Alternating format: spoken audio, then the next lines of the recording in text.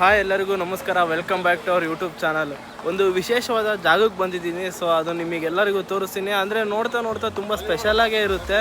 ನೀವು ಯಾರೂ ಮಿಸ್ ಮಾಡಬೇಡ್ರಿ, ದಯವಿಟ್ಟು ಎಲ್ಲರೂ ನೋಡಿ. Let's go.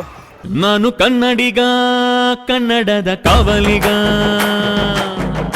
ಈ ಸ್ಥಳವು ಒಂದು ಪ್ರಸಿದ್ಧವಾದ ಆಧ್ಯಾತ್ಮಿಕ ತಾಣವಾಗಿದೆ. ನೀವು ಈ ಪುಣ್ಯದ ಜಾಗವು ನೋಡಿರಬಹುದು, ನೋಡದೇ ಇರಬಹುದು. ನಾನು ಹೊರಟಿದ್ದೆ ಈ ಪುಣ್ಯದ ಜಾಗ ದಾವಣಗೆರೆಯ ಜಿಲ್ಲೆಯ ಹರಿಹರ ತಾಲೂಕಿನ ಉಕ್ಕಡಗಾತ್ರಿಯ ಶ್ರೀ ಕರಿಬಸವೇಶ್ವರ ಅಜ್ಜಯ್ಯ ಸ್ವಾಮಿಯ ಕಡೆ. ಈ ವಿಶೇಷವಾದ ಜಾಗ ತುಂಗಭದ್ರಾ ನದಿಯ ದಡದಲ್ಲಿರುವ ಅಜ್ಜಯ್ಯ ದೇವಸ್ಥಾನ. 400 ವರ್ಷ ಹಳೆಯದಾದ ಸಂತ ಕರಿಬಸವೇಶ್ವರನಿಗೆ ಸಮರ್ಪಿತವಾದ ದೇವಾಲಯ ಹಾಗೂ ನದಿಯಲ್ಲಿ ಸ್ನಾನ ಮಾಡಿ ದೇವಾಲಯಕ್ಕೆ ಭೇಟಿ ನೀಡುವುದರಿಂದ ಮನುಷ್ಯನಲ್ಲಿರುವ ಕಾಯಿಲೆಗಳು ಹಾಗೂ ಗಾಳಿ ಸೋಂಕಿನ ಸಮಸ್ಯೆಗಳಿಗೆ ಪರಿಹಾರವಾಗುತ್ತದೆ ಎಂದು ಭಕ್ತರು ನಂಬುತ್ತಾರೆ. ಈ ಜಾಗವು ಪವಾಡಗಳಿಗೆ ಹಾಗೂ ಆಧ್ಯಾತ್ಮಿಕ ಚಿಕಿತ್ಸೆಗೆ ಹೆಸರುವಾಸಿಯಾಗಿರುವಂತಹ ತಾಣ. ಈ ಜಾಗಕ್ಕೆ ಅಮಾವಾಸ್ಯೆ ದಿನದಂದು ದೊಡ್ಡ ಜನಸಂದಣಿಯೇ ಸೇರುತ್ತದೆ.